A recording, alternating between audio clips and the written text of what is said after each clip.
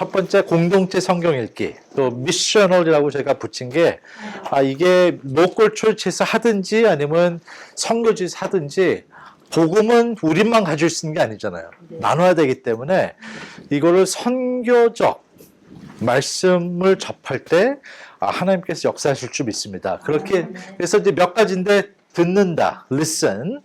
그 다음에 함께 모여, communal. 그 다음에 규칙적으로 저희가 권장하는 at least once a week. 근데 미국 사람들은 매주 하는 게 힘들어요. 말도 안 되죠. 무슨 얘기냐? 코비드 전입니다. 미국에서 사시니까 또 사신 분도 계시겠죠. 지금은 미국이 어떻게까지 됐냐면은 저는 한국도 멀지 않다고 봐요. 미국에서 크리스천 중에 22%만의 사람들이 매주 교회를 다녀요. 10명 중 2명밖에. 그러니까 무슨 얘기냐? 한 달에 2번 가든지, 한 달에 3번 가든지, 한 달에 1번 가든지가 average 크리스천이에요. 그게 코비드 전이에요. 이게 지금 이민교회 현상이 돼버렸어요. 한인교회. 한인교회, 저도 이제 2세 목회를 했는데, 지금 목회 안 하지만 이제 친구들이 있어가지고 물어보면은 너무나 힘들어하는 게, 매주 교회를 나왔던 사람들이 코비드 때문에 교회를 안 나와서 주일날 교회 안 나오는 맛을 보니까 주일날 노는 게 너무 좋은 거예요. 그리고 뭐 교회 안 와도 그 뭐 유튜브 틀어놓고 뭐 예배 봤다 얘기할 수 있으니까. 근데 이게 이러니 참 어떻게든 주님께서 함께 모일 때, 두세 사람이 함께 모일 때 함께 하신다는 말이 그냥 하시는 게 교회는 모여야 되는구나. 할 수 없이 코비드 때문에 줌으로 할 수밖에 없었지만 어떻게라도 모이는 게 저는 너무나 중요하게 생각하고 그래서 이제 규칙적으로 weekly 힘들어요. 저도 이제 우리 같이 포함된 그룹이 이제 월요일, 수요일, 금요일 그룹인데 그 중에 저는 2개를 가는데 매주 간다는 게 쉽지 않아요. 근데 그게 바로 우리의 영성을 만드는구나. 제가 나중에 이 습관, communal habitus라 그래요. 그게 초대교회 가졌던 아주 희한한 특징이 초대교인들이 어떻게 자주 모였어요. 다른 페이건들, 이방인들은 다른 종교 사람들은 언제 모였어요? 뭐 어떤 세레모니가 있을 때만 모였고, 크리스천들은 자주 upper room, 다락방에서 모여가지고, 근데 그런 규칙적인 함께 모이는, 함께 듣고, 모든 말씀이란 게, all of the scripture. 저희가 해보면은, 신명기, 레위기, 안 읽어본 사람 너무 많아요. 왜? 혼자 읽으면 너무 힘들어요. 그래서 사실 여러분 성경 출판사들이 이거를 연구를 해보니까 1월달 성경이 엄청 많이 팔려요. 네. 왜? 그때 다 시작하거든요. 근데 어느 한순간 창세기 출애굽기까지 갔다가 이제 레위 들어가면은 이제 그때부터 이제 안 읽게 되죠. 네.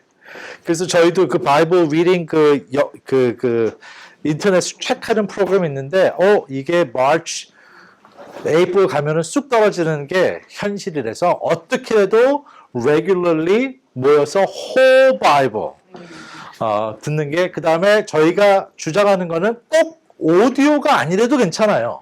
만약에 누가 진짜 앞에서 최고로 잘 읽을 수 있다, why not? 근데 문제는 훈련된 사람이 아니면 못 읽어요. 진짜 읽는다는 거는, 그 다음에 우리 연구를 해보면은 초대교회 때 아니면 구약시대 때 선지자들과 성경을 읽었던 사람들이 그냥 사람들이 아니에요. 엄청난 훈련을 받았던 프로페셔널 리더들이에요. 그래서 저희가 주장하는 거는 이거는 같이 모여서 highest quality, 이거 한국어로만 만든 것도 엄청 투자가 들어갔습니다. 150명, highest quality, music 다 해가지고 영어, 그 다음에 아랍어, 그래서 highest quality로 들 수 있게 저희가 이제 요거 5개만 잘 기억하시면은 좋을 것 같아요. 그 다음에 이제 더 중요한 거는 실행이죠. 실천과 실행. 제 친구가 이제 한국에서 유명한 연예인들 훈련하는 그 트레이너인데 그 친구가 항상 얘기하는 게 답답한 게 크리스천이기 때문에 이런데 뭐 집회 때 많이 가서 그 몸 건강히 하는 거, 뭐 살 빼는 법 많이 얘기하는데 문제는 실행하는 사람만 변한다. 맞아요. 말씀도 마찬가지예요. 저희가 듣는 게 들었다고 우리가 저절로 변하지는 않아요. 근데 첫 번째 들어야 돼요. 왜? 듣지를 않으니까. 읽는 거는 더 힘드니까. 그 다음에 이게 psychologically, 그 심리적으로 또 교육학적으로 눈으로 그냥 읽는 것과 귀로 들으면서 눈, 그리고 저도 들으면서 많이 졸아요. 졸리니까, 피곤하니까. 그럴 때는 소리 안 내면서 입을 움직이면은 뭐 쓸까는 여러 가지의 센스를 쓰면은 저희는 뭐 모여서 할 때 다들 앉아 있지만 어떤 분들은 그냥 일어나서 듣는 분도 계세요. 졸리니까. 근데 어떻게 해도 여러 가지 센스. 저희가 인간이 5가지 센스가 있죠. 듣는 것, 냄새 맡는 것, 뭐 보는 것. 근데 그 중에 귀와. 그래서 오늘 잠깐 유진 피러스는 아마 여기 목회자로 계시면은 유진 피러슨이 이제 목회자를 리드하신 목회자예요. He's a pastor to many pastors. 근데 너무나 귀한 말씀을 하시는데 이 책에서 얘기하는 것과 또 저희가 좋아하는 책이 Eat This Book. 이 책을 먹으라는 책을 또 쓰셨어요. 그것도 이제 저희가 오디오로 들을 수 있게 다 준비된데 이 책은 저희가 만든 앱에 오디오는 없는데 오늘 같이 들을 이 133페이지입니다. 눈을 감고 귀를 열라. 솔직히 말하는 건데 번역이 별로예요. 저는 영어로 이제 많이 읽기 때문에 근데 번역이 너무 아쉽다. 그래도 이제 내용이 중요하기 때문에 저희가 이걸 전체 하게 되면 50분인데 50분 안 하고 중간에 컷할 거예요. 그러면 조실까봐. 근데 이것도 이제 저희가 또 하는 Just Show Up. 아까 그냥 오세요. 라는 북클럽이 있습니다. 그냥 오세요에서 말씀 듣는 모임이 있고, 그거는 이제 공동체 성경 읽기. 북클럽도 여러분 옛날 북클럽은 뭐예요? 책을 읽고 호모이죠. 와서 나눠야 되는 옛날 북클럽들인데 저는 그런 북클럽 너무 싫어했어요. 왜? 숙제를 안 했거든요. 안 읽고 오니까는 읽은 척 해야 되지. 너무 힘들어. 또 무슨 내용인지 모르니까. 근데 이거는 뭐냐면은 Just Show Up 북클럽이에요. 그래서 저를 참여했었어요. 그러세요? 선교사 모임에서. 어디서요? 이번에 5월달에 했었죠. KWMA. MA에서 한국 KWM에서 하고 제가 또 아는 선교사님 그룹도 지금 태국에서 하셨고 여러 그룹들이 줌으로도 하고 계신데 첫 번째 선교사님들이 이제 너무 감사하는 거는 너무 메말라 있으신 분들이 계셔가지고 저희가 선교사님들이 계시면 어떻게라도 이북이라도 후원을 하고 아니면 책도 보내드릴 수도 있고 해서 170개가 넘는 저희 책들이 저희 앱에 있거든요. 그거를 같이 이것도 혼자 있는 게 아니라 같이 배울 수 있는 모임을 하는데 그거에 대한 오늘 샘플이고 진짜 샘플은 내일 보실 거예요. 그 제자도라고. 근데 이제 이것도 좋은 게 그냥 오세요. 그래서 그냥 모여서 책을 펴서 듣는 거예요. 오디오로. 저희가 항상 가져가는 게 저는 요게 조그만 블루투스 스피커인데 방이 뭐 크지 않아서 컴퓨터로도 그냥 돼서 이건 안 쓰는데 요거만 있어도 되고 아니면은 블루투스만 있어도 40~50명은 커버가 돼요. 그래서 말씀을 그러면 이렇게 듣는다. 너무나 효과적이고 아니면은 책을 같이 듣는다. 이게 뭐 여기 미국 이민교에 계신 분들은 뭐 여성교회를 하실 수 있고 또 뭐 새벽기도 후에 뭐 그냥 조찬 미팅을 하실 수 있고 여러 가지 방법으로 왜냐하면 성경을 듣는 게 너무 제일 중요하고 우리 존 스타트 목사님이 얘기하듯이 교회는 또 early Christian이 되게 유니크했던 게 독특했던 게 배우는 뭐라 그러면 배우는 사람들이었어요. 배움이 끊임이 없이. 그래서 참 놀랍게 early church, 초대교회부터 지금까지 역사 속에 엄청난 가르침이 계속 나오잖아요. 왜? 근데 이제 문제는 지금 요새 세대들이 책 안 읽어요. 그건 너무 잘한 게 출판사들이 문을 닫고 있어요. 네. 저도 이제 젊은이 사역을 오래 했었는데 대학생들 모아놓고 집회 가서 코스타든 무슨 뭐 큰 집회 가서 얘기하면은 책 한 권도 크리스천 책 한 권도 안 읽은 사람이 대부분이에요. 여러분 이민 사회는 더 힘들어요. 왜? 책방이 이제 더 없어요. 옛날엔 좀 있었는데 다 망했어요. LA도 저희가 책방이 없어요, 몇 개. LA 사는데 뉴욕에도 없어요. 뭐 인터넷으로 산다고 하지만 안 사요. 왜? 비싸요. 이 책 여러분 구하시려면 이게 엄청 들어요. 근데 저희가 이제 이런 책들도 이제 중요한 선교사님 그룹이나 교회 그룹을 후원을 하면서 같이 모여서 배워야지 우리가 성숙해진다라는 컨셉을 가지고 합니다. 오늘은 저희가 일석이조로 첫 번째 성경을 왜 들어야 되는지에 대한 내용을 듣고 두 번째 베네핏은 이게 저쇼 북클럽이나 그거를 이제 경험하실 건데 133페이지에 눈을 감고 귀를 열라. 눈을 감고는 사실 이 사람이 얘기한 거 아니에요. Turning eyes into ears. 그러니까 눈도 함께 쓰라는 건데 목회 사역의 행위들이 이 사역을 포기하게 하는 결과를 가져오게 만든다는 것은 대단한 아이러니다. 우리는 각자의 사역을 하다가 그 사역을 떠난다. 성경을 읽고 가르치고 설교하는 가운데 그런 일이 벌어진다. 우리는 성경에 귀 기울이기를 그친다. 그로부터 성경을 첫 번째 자리에 두려는 의지는 꺾인다. 성경을 읽는 것은 하나님께 귀를 기울이는 것과 동일한 행위가 아니다. 성경을 읽는다고 해서 반드시 하나님의 음성을 듣는 것은 아니다. 하지만 그 두 가지는 마치 동일한 것처럼 취급받는다. 일반 크리스천들보다 성경 읽기에 더 많은 시간을 할애하는 그들의 헌신이 아니라 직업 때문에 목회자들은 정당화되지 않는 이러한 가정을 지나치게 자주 사용한다. 이런 일들은 상당히 자주 그리고 아주 교묘하게 일어나기 때문에 우리는 정신을 바짝 차리고 하나님의 말씀을 듣는 것이 하나님의 말씀을 읽는 일로 변질되는 경우들을 주시해야 한다. 그런 다음에 하나님의 말씀을 들을 수 있는 열린 귀를 회복해야 한다. 성경에 대한 크리스천들의 관심은 언제나 하나님의 말씀을 듣는 것에 있었지 도덕적인 기록들을 분석하는 데 있지 않았다.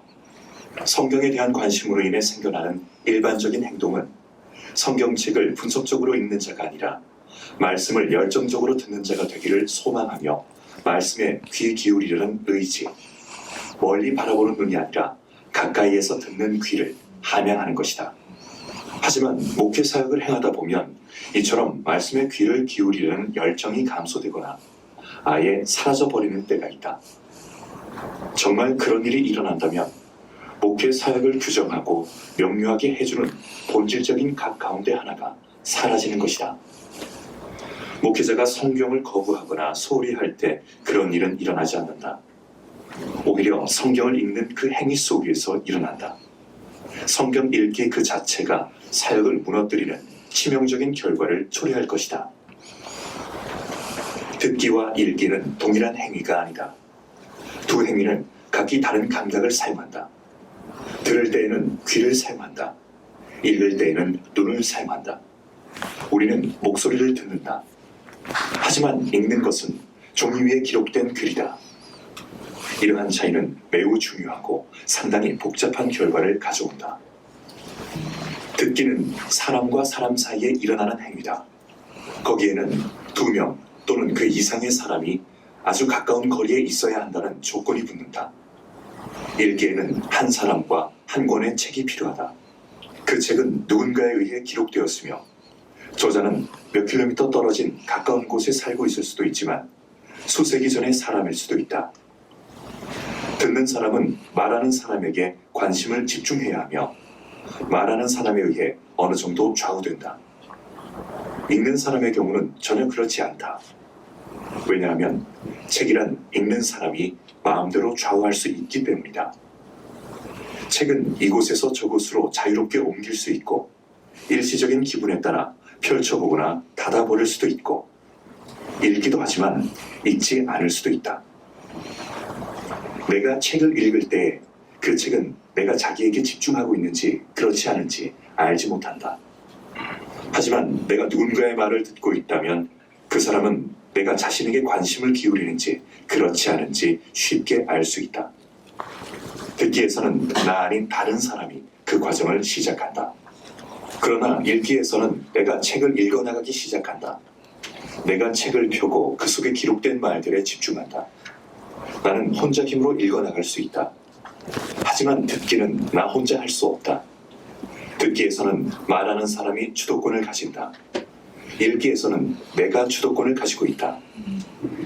많은 사람들이 듣기보다는 읽기를 훨씬 더 좋아한다. 읽기는 감정적으로 많은 것을 요구하지 않으며 읽는 사람의 개인적인 편리함에 맞춰 얼마든지 주변 요소들을 변경할 수 있다. 읽기를 설명하는 가장 전형적인 광경은 아침 식사를 하는 자리에서 신문에 파묻혀 있는 남편의 모습이다. 그는 유럽 어느 국가에서 일어난 최신 스캔들 기사를 읽기 좋아하고 어제 벌어졌던 운동 경기의 점수를 확인한다. 자기와 잠자리를 함께하고 커피를 따라주며 계란 프라이를 해주는 부인의 음성보다는 앞으로도 절대 만날 일이 없을 몇몇 칼럼니스트들의 의견에 더 매료된다. 사랑과 희망을 약속하는 부인의 생생한 음성은 심오한 감정적인 깊이와 지적인 측면을 지니고 있다. 그런 것들은 뉴욕타임즈, 월스트리트 저널, 크리스천 사이언스 모니터 등의 잡지에서 얻을 수 있는 정보들의 수준을 훨씬 능가하는 뛰어난 수준이다. 이처럼 살아있는 사람의 음성에서 그는 다채로운 역사와 도저히 믿을 수 없을 정도로 복잡한 감정의 시스템, 그리고 이전에는 결코 들어보지 못한 말들의 결합에 접근할 수 있다. 그런 말들은 그를 놀라게 하고 감동시키고 기쁘게 하고 또는 화가 나게 할 수 있다. 살아서 호흡하는 사람에게는 몇 가지 정보를 얻는 것보다 그런 감정의 표현이나 말들이 더 매력적인 것처럼 보인다. 정보란 생생한 감동을 가져다 주지 못한다. 그처럼 읽기는 우리의 듣기 능력을 향상시켜주지 못한다. 오히려 경우에 따라서 읽기는 듣기를 방해한다. 믿음의 사람들이 성경을 읽으려 하는 목적은 말씀 가운데 자신을 계시하신 하나님께 귀를 기울이는 범위를 확장시키고 다양한 시대와 장소에서 하나님께서 말씀하신 방식에 익숙해지며 그분이 말씀하실 때 사람들이 반응했던 다양한 모습들을 알기 위해서다. 크리스천들은 하나님께서 말씀으로 실체를 존재하게 하신다는 확신을 가지고 있다. 창조가 세계의 모양을 형성하고 구원이 이루어진다. 또한 크리스천들은 우리 역시 말씀으로 모양을 이룬 창조의 결과이며 구원 행위의 수혜자라는 신념을 가지고 있다. 우리는 말씀이 말씀되어질 때 존재하게 되었다. 따라서 우리는 우리 속에서 되어져가는 일들을 제대로 깨닫기 위해 말씀에 귀 기울여야 한다. 에즈라 파운드의 시에 나오는 쉘윈 모벌리는 읽는 자, 듣는 자의 기쁨을 표현했다. 내게 말하라 그 모든 것들을 나는 귀를 쫑긋 세우고 그 소리에 빠져들겠노라.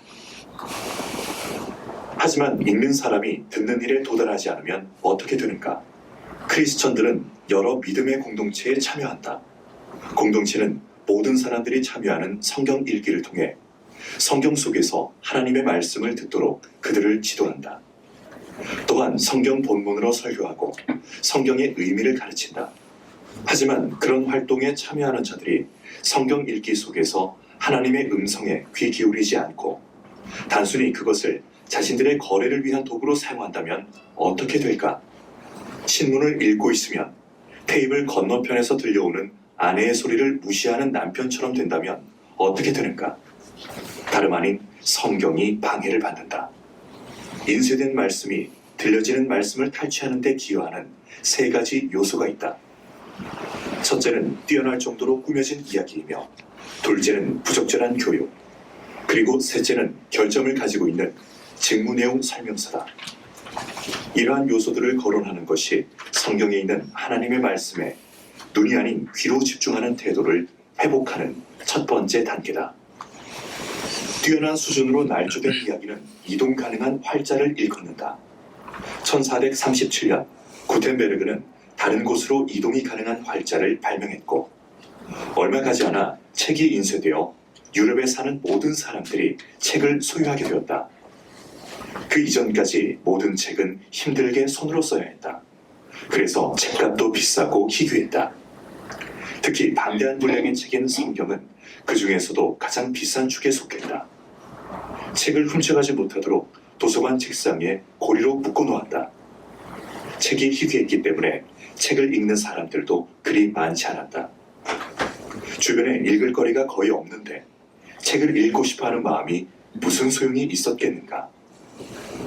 성경이 읽혀질 때에는 항상 큰 소리로 낭독되었다. 그런 방식으로 책을 접할 수 없는 대다수의 사람들이 말씀에 접근할 수 있었다. 이와 같은 환경에서 기록된 말씀은 살아있는 음성으로 회복되었다. 읽기는 음성을 사용하는 행위였고, 공동체가 참여하는 행사였다. 아하수에로 왕은 밤에 잠을 이루지 못하여 기분 전환이 필요할 때 추리소설을 구해 혼자 읽다가 잠들지 않았다. 신하가 책을 읽는 소리를 들었다. 사도 요한의 7교회에 속한 크리스천들이 반모섬의 환상에서 비롯된 하나님의 말씀에 집중하기 위해 한자리에 모였을 때 그들은 그 말씀을 눈으로 읽지 않았다. 그들은 귀로 그 말씀을 들었다. 이 예언의 말씀을 읽는 자와 듣는 자들과 그 가운데 기록한 것을 지키는 자들이 복이 있나니 때가 가까움이라. 요한계시록 1장 3절. 첫 크리스천 수도사인 성 안토니는 젊고 부유한 통치자가 성경을 크게 읽는 소리를 우연히 들었고, 그는 그 말씀을 예수님께서 자신에게 직접 말씀하신 것으로 믿었다.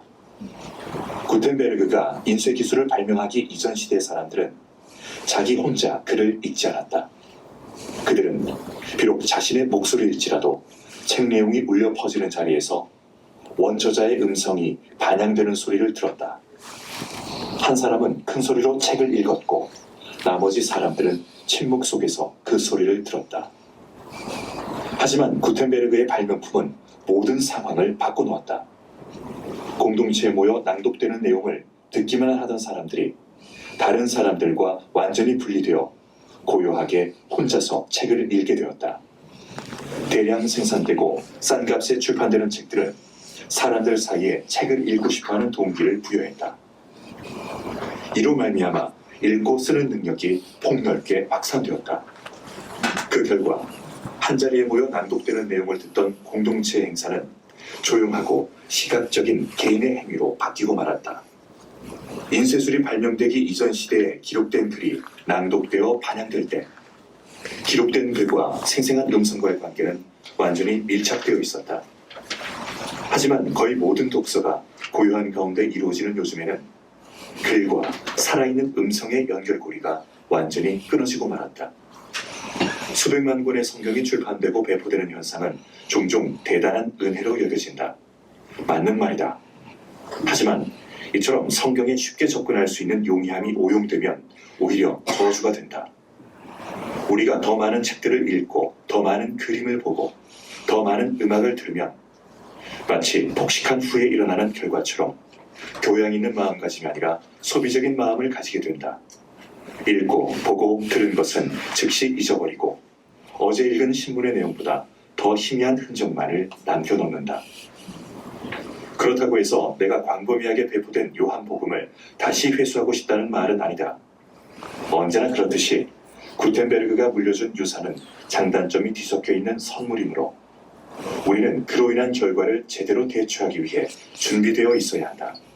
월터 옹은 아주 오랫동안 이러한 현상에 대해 관심을 가지고 살피다가 6세기 동안 마음껏 인쇄술의 혜택을 누린 우리들이 다음과 같은 상태에 이르렀다는 확신을 갖게 되었다. 우리는 글을 마음대로 읽고 쓰는 문화 속에서 성장했지만 이제는 그 문화에 예속된 굴욕적인 포로가 되고 말았다. 이제 아무리 막대한 노력을 기울이더라도 현대인들은 다른 이들을 통해 구술된 말이 실제로 무엇을 의미하는가를 깨닫는 것이 여러 면에서 몹시 어렵다는 것을 깨달았다. 현대인들은 구술된 말이 일반적으로 용인된 무언가의 변형이라고 여기거나 그것이 반드시 문서화되어야 한다는 생각을 지니고 있다. 또한 성경에 기록되고 인쇄된 말씀은 하나님의 말씀과 동일한 것처럼 되었다. 우리는 글로 인쇄된 성경을 가지고 있으면 하나님의 말씀을 가지고 있다고 가정하고 거기에서 멈춘다.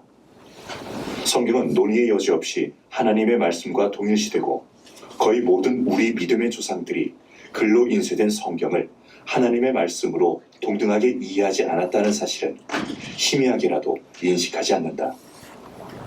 성경과의 관계에서 개인화된 나는 더 이상 없다. 언제나 우리만 있다. 말씀을 구체적인 것으로 이해하여 그 위에 자리를 잡지도 않는다. 왜냐하면 언제나 그것이 순간적으로 울려 퍼진 일회적인 것으로 이해되기 때문이다. 공동체를 아래 앉혀놓고 행한 연설 정도로 받아들이는 것이다. 강대상이나 설교단은 교인들의 자리보다 더 높이 솟아있는데 그러한 배치는 단지 설교를 듣기 쉽게 할 뿐만 아니라 설교의 본질을 상징적으로 알리는 역할도 한다. 회중들은 성경을 업신여기거나 낮게 보지는 않지만 항상 그 말씀에 순종하는 마음으로 말씀 아래 앉는다. 그렇다고 해서 모든 것을 잃어버린 것은 아니다. 여전히 세계 전역에는 성경이 큰 소리로 낭독되는 곳이 있다. 물론 그 성경을 듣는 사람들은 자기 집에서 편안한 가운데 성경 읽는 것을 더 좋아하는 경향이 있다. 믿는 자들 사이에서 하나님은 인간에게 글을 주시는 분이 아닌 말씀하시는 분으로 인식된다. 성경 본문 속에 있는 하나님의 마음이 말로 구술되는 것은 압도적인 힘을 가지며 비록 구텐베르그의 발명 이후 수세기가 지난 지금도 말씀은 사람들이 하나님 존전에 나와 예배드리는 시간에 낭독되는 소리를 통해 말씀 그 자체를 유지하기에 충분할 정도로 강력하다. 듣기를 학교 교육에 포함시키면서부터 부적절한 교육이 이루어지게 되었다. 듣기는 인격적인 상호 교류 속에서 수행되는 다분히 개인적인 활동이다. 스승과 도제, 선생과 학생, 부모와 자녀 사이에서 일어나는 활동이다. 그와 같은 관계 속에서 마음이 훈련되고 상상력이 고양되고 사고가 확장되고 개념이 검증되며 행동 양식이 성숙된다. 모든 것들이 중요시되는 상황에 거하며 인간 사회가 만들어낸 직계 속에서 살아가고 있음을 깨닫기 때문이다. 진정한 듣기에는 마음과 몸의 구분이 없다. 듣기는 내면과 외면, 외부의 세계와 내부의 영혼의 통합을 촉진한다. 듣기를 위한 고전적인 방법, 대화, 모방, 논의는 모두 개인적이다. 도제는 스승의 모습을 유심히 관찰한다. 스승은 도제가 기술을 익히는 과정을 관심 있게 살펴본다. 학습은 몸짓, 억양, 자세, 리듬, 감정, 애정, 칭찬 등에서 표현되는 관계를 통해 발전한다. 또한 위에서 말한 모든 요소들은 언어의 바다, 음성과 침묵에서 구현된다. 학습의 전형은 유아와 부모의 관계다. 그와 같은 관계 속에서 아이나 부모 모두 성숙되며 더욱 커다란 세상 속에서 온전한 인격체로 살아갈 수 있는 능력을 함양한다. 학습에 대한 이러한 모델은 일상적인 상황 속에 상당히 깊이 스며들어 있고 오랜 세월 동안 큰 효력을 발휘했다.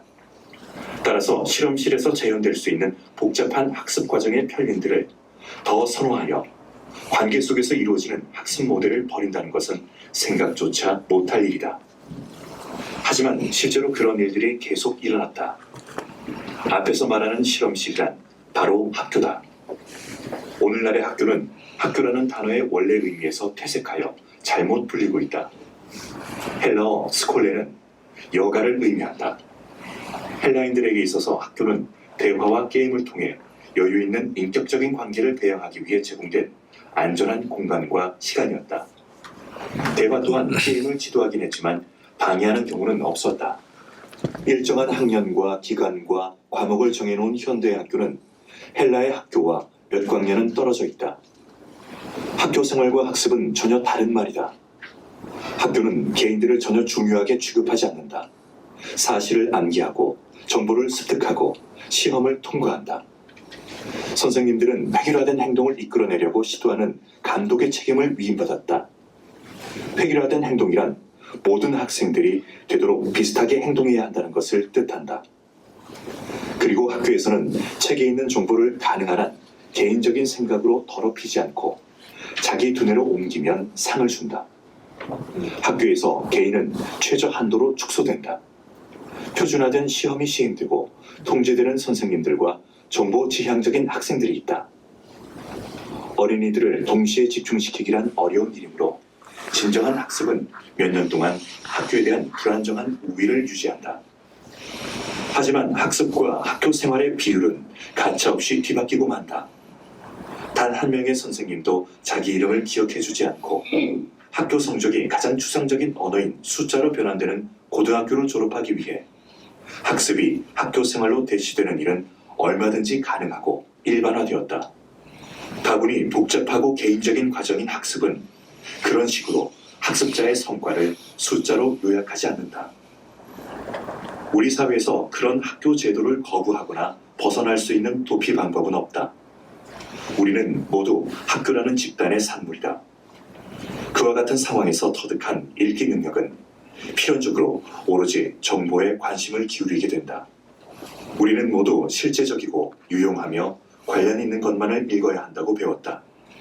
대부분의 목회자들은 20년 또는 그 이상의 세월 동안 그와 같은 훈련을 받았다. 목회자들은 시험을 통과하기 위해 헬라어 동사를 분석하는 방법을 배우기 위해 그리고 교회 운영 방법을 알기 위해 책을 읽었다. 목회자들이 추운 겨울밤에 기분 전환을 위해 가끔 책을 읽었다면 그것은 중요한 독서로 취급되지 않았다.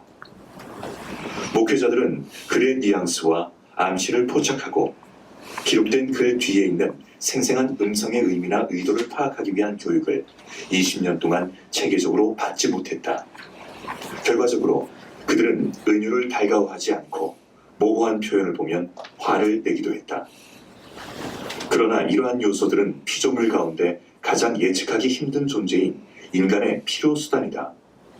인간은 가장 개인적이고 최상의 것에 대해 그와 같은 언어를 사용한다. 학교는 읽기에 대한 우리의 태도를 편협하게 만들었다. 우리는 지금 어떤 일이 진행되고 있는지 파악하여 그 속에서 자신이 얻을 수 있는 길을 알고 싶어 한다. 그것이 자신에게 주어진 일을 하거나 또는 더 나은 일을 구하는 데 유용하지 못하다면 아예 쳐다보지도 않는다. 읽기를 학교 생활과 철저하게 연관 지음으로써 우리는 무언가를 읽을 때 그 속에 담긴 정보를 찾는 습관을 갖게 되었다.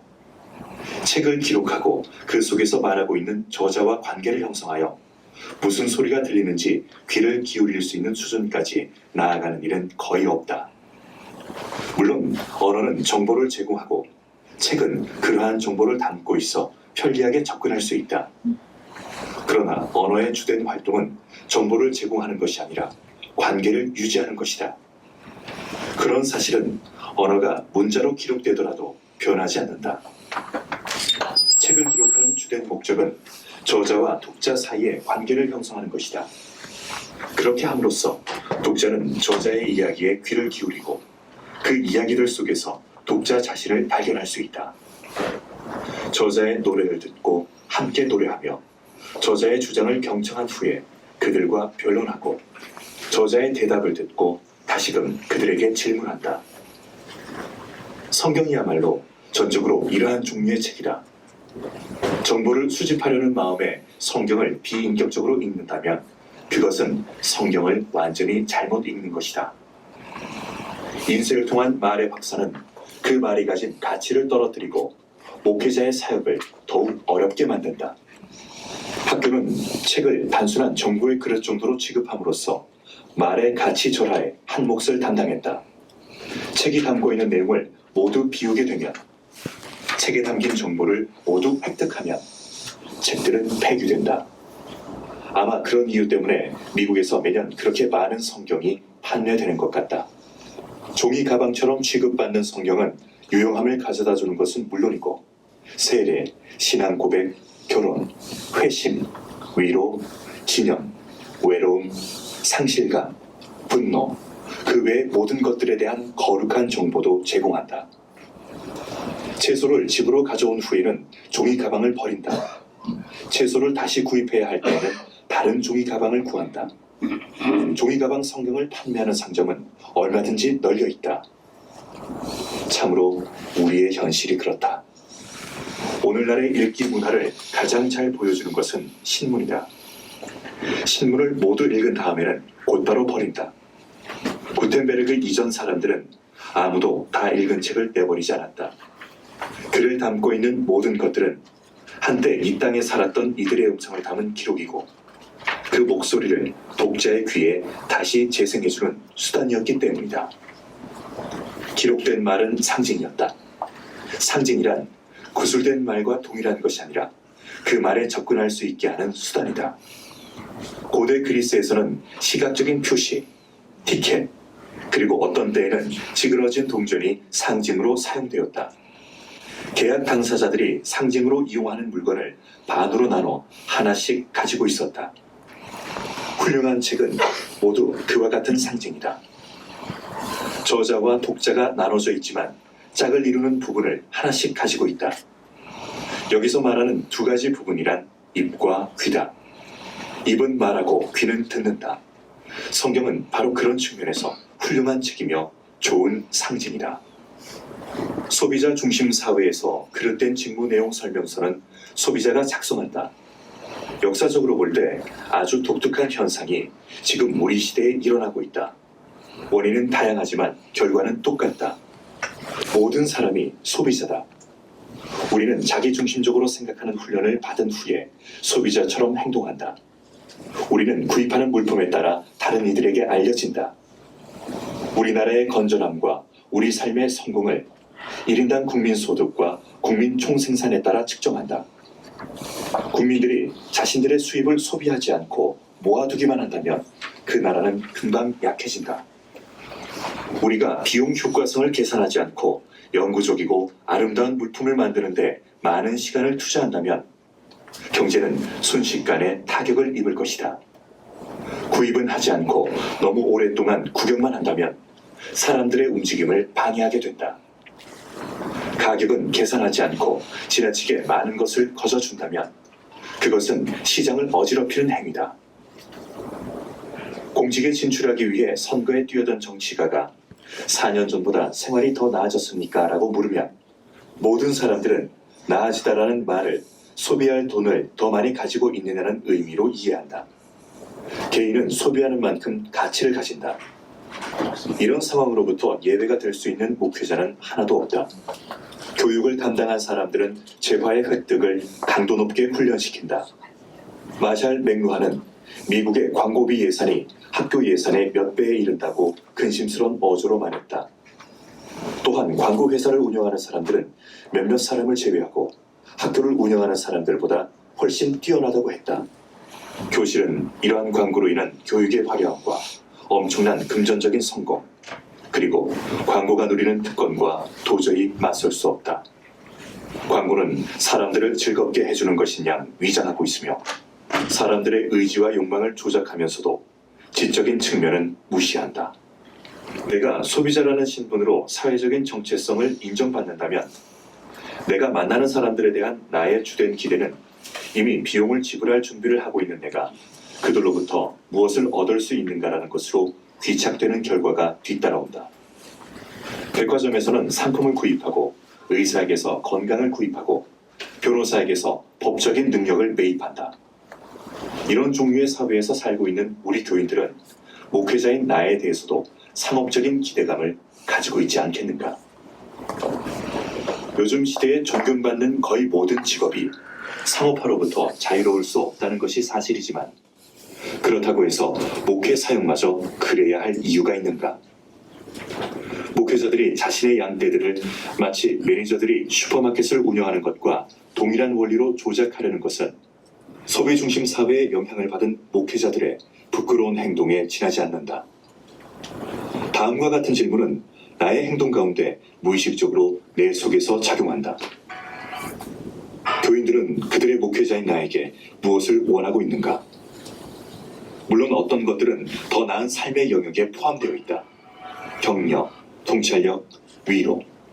그들로 하여금 험한 세상 속에서 더 나은 상태에 이를 수 있게 하는 교리들, 즉 그들을 고양시키는 요소들이다. 물론 목회자들은 교인들의 요구에 응해야 하는 위치에 있다. 목회자 자신들에게 사례를 지불하는 사람들이 원하는 일을 선한 양심을 가지고 해줄 수 있는데 그들을 기쁘게 해주지 못할 이유가 무엇인가? 또한 목회자의 양심이 교인들에 의해 지지를 받는다면 그것은 선한 양심이라 해도 무방하지 않은가? 이와 같은 소비주의가 목회자들이 인식하지 못하는 사이에 그들을 좌우한다. 목회자들의 삶에 속한 모든 요소들 가운데 소비주의와 이런저런 면에서 접촉하지 않은 것은 하나도 없다.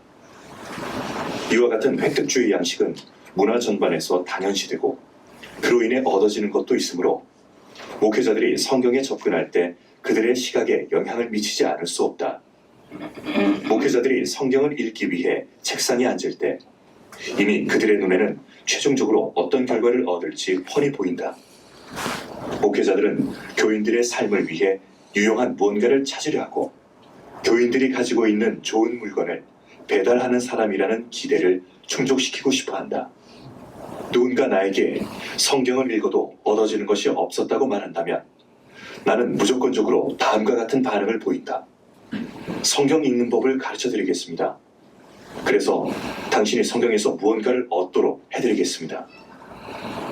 나의 말 속에서 큰 효력을 갖는 단어는 얻다라는 말이다.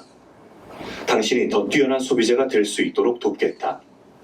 바로 그때부터 모든 과정은 거의 되돌릴 수 없는 지경까지 멀리 나아간다.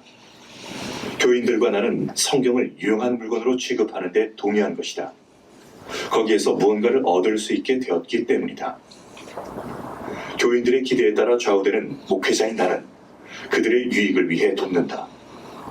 어떤 지점에서 나 자신 역시 선을 넘어선 그런 행동을 한다.